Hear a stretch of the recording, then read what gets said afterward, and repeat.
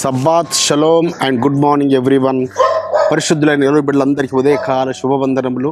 రాత్రి జామున మెసేజ్ విన్నారు, ఈ పగలు కూడా మళ్ళీ మీరు సిద్ధపడుతున్నారు మెసేజ్ కొరకు, మరి ఆరాధించిన కొరకు మీరు సిద్ధపడుతున్నారు. ఈ దిన కృపావాక్యం చూసుకుందాము 20 బిడ్డలారా. సామెతల గ్రంథము 12వ అధ్యాయము 28వ వచనం. నీతి మార్గమునందు జీవము కలదు.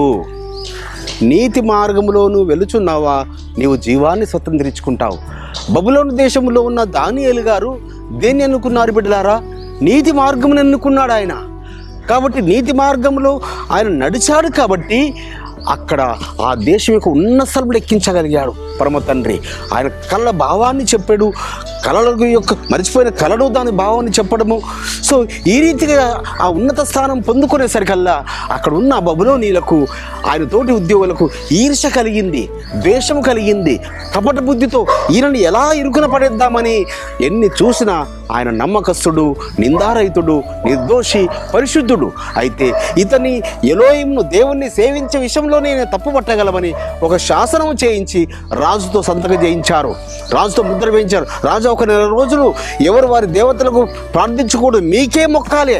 సో రాజు పొంగిపోయాడు, శాసనం చేశాడు. కానీ దానియేలు గారు భయపడ్డారా బిడ్డలారా? యథావిధిగా తన యొక్క మేడగది కిటికీ యెరూషలేము తెరుచుండను చూసి దినం ముమ్మారు ప్రార్థిస్తూ వచ్చారు.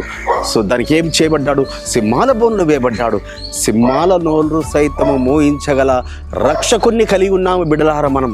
సింహాల నోళ్ళు మోయించాడు. ఉదయకాలంలో రాజు వచ్చి దానియేలు నువ్వు బ్రతికి ఉన్నావా, నీ ఎలోహిం నిన్ను కాపాడాడని అంటాడు. సో అయ్యా రాజా, నీకు నా మీద నమ్మకం ఉంది కదా, నా ఎలోహిం నన్ను కాపాడాడు. సో అప్పుడు ఏం చేశాడు? ఎవరైతే కుట్ర పన్నారో వారందరి సింహాల బోన్లు వేయించాడు.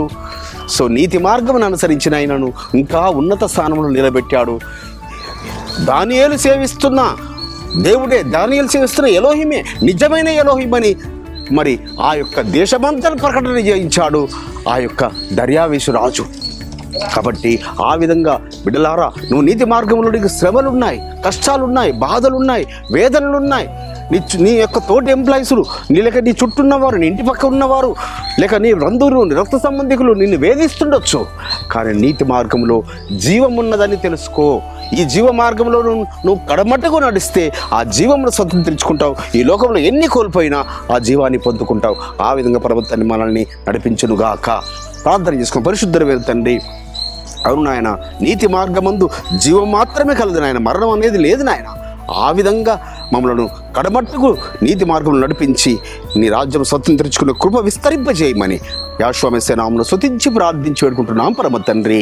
మన పరలోకపు తండ్రియు, మన రక్షకుడును, విమోచకుడును, నజరేయుడైన యెహోవా మెస్సీయ వారి దివ్య సముఖం నుంచి మీకు, మీ కుటుంబాలకు, మీ వంశాలకు శాంతి, సమాధానం, కృపయు నిరంతరము నిలిచి ఉండునుగాక.